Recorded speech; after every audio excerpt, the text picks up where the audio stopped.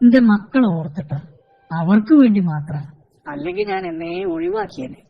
ക്ഷമിച്ചും സഹിച്ചും ജീവിക്കാൻ തുടങ്ങിയിട്ട് ഇതിപ്പോ കാലൊരുപാടായില്ലേ. എനിക്കും മടുത്തു. എന്നോട് എന്തെങ്കിലും ചോദിച്ചാൽ ഞാൻ മറുപടി പറയും, അല്ലാതെ ഞങ്ങൾക്കിടയില് വേറെ സംസാരങ്ങളൊന്നുമില്ല. പ്രിയമുള്ളവരെ, സ്നേഹിച്ചും പ്രണയിച്ചും ജീവിച്ചവരല്ലേ നിങ്ങള്? ഒരുമിച്ച് ഒരുപാട് സ്വപ്നങ്ങൾ കണ്ടവരല്ലേ നിങ്ങള്? നിങ്ങൾക്കിടയിലുള്ള പ്രശ്നങ്ങള് ആദ്യം നിങ്ങളൊന്ന് പരസ്പരം പറയും. ഭാര്യയ്ക്ക് വേണ്ടി ഭർത്താവും ഭർത്താവിന് വേണ്ടി ഭാര്യയും മാറ്റാൻ പറ്റുന്ന ശീലങ്ങളൊക്കെ ഒന്ന് മാറ്റി. എനിക്ക് പറ്റൂല, എനിക്കിഷ്ടല്ല എന്നൊക്കെ പറയുന്നതിന്റെ മുമ്പ് ഇതേപോലെ കുറെ ഇഷ്ടങ്ങളും അനിഷ്ടങ്ങളും ഒക്കെ ഉള്ള ഒരാളാണ് നിങ്ങളെ കൂടെ ഉള്ളതൊന്നും കൂടെ നിങ്ങൾ ഓർക്കണം.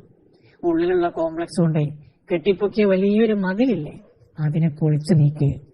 ചേർന്ന് നിൽക്കാൻ മനസ്സിലുള്ളിടത്തോളം കാലം ഇടയിൽ നിന്ന് വർത്താനം പറയണേ.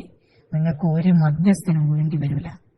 ഒരുമിച്ചുണ്ടായിരുന്ന കാലത്തെ ഫോട്ടോസ് നോക്കി ഒരിക്കൽ ഒറ്റയ്ക്കിരുന്ന് കരയേണ്ടി വരുമ്പോഴും, നമ്മളെ ഒരുപാട് സ്നേഹിക്കുന്ന ഒരാളെ നിവൃത്തികേട് കൊണ്ട് അവഗണിക്കേണ്ടി വരുമ്പോഴും, ഇനിയൊരാൾക്കും കടന്നു വരാൻ കഴിയാത്ത വിധം മനസ്സിന്റെ വാതിലുകൾ കൊട്ടിയടക്കുമ്പോഴും നമ്മൾ മനുഷ്യന്മാരെ വേദനയുടെ അറ്റം കാണും.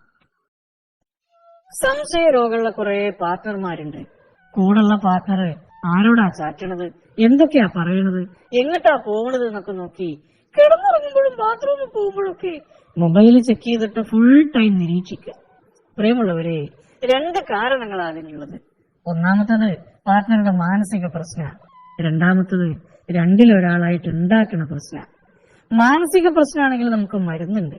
ഒരാൾ ഉണ്ടാക്കുന്ന പ്രശ്നമാണെങ്കിലോ, രാവും പകലിരുന്ന് മെസ്സേജ് അയച്ചിട്ട് ആളില്ലാത്ത നേരം നോക്കി ഫോണ് വിളിച്ചിട്ട് വെറുതെ തമാശക്ക് ചെയ്യണതാ, ഞങ്ങൾ തമ്മിൽ ഒന്നുമില്ല എന്നൊക്കെ പറഞ്ഞാല് നിങ്ങളെ പാർട്ട്ണർ അത് വിശ്വസിക്കുന്ന നിങ്ങൾക്ക് തോന്നുന്നുണ്ടാവും. പങ്കാളിയുടെ ചെറിയ മാറ്റങ്ങൾ പോലും അവർക്ക് വേഗത്തിൽ മനസ്സിലാവും. എല്ലാവർക്കും വേണ്ടപ്പെട്ടവനായതുകൊണ്ട് അതൊന്നും പറഞ്ഞാൽ ആരും വിശ്വസിക്കൂല എന്ന് ഓവർ കോൺഫിഡൻസ് ആ പല ആളുകൾക്കും. നിങ്ങളെ പാർട്ട്ണറെ ചിലപ്പോ നിങ്ങൾക്ക് പറ്റിക്കാൻ പറ്റും. പടച്ചവനെ പറ്റിക്കാൻ പറ്റുമോ?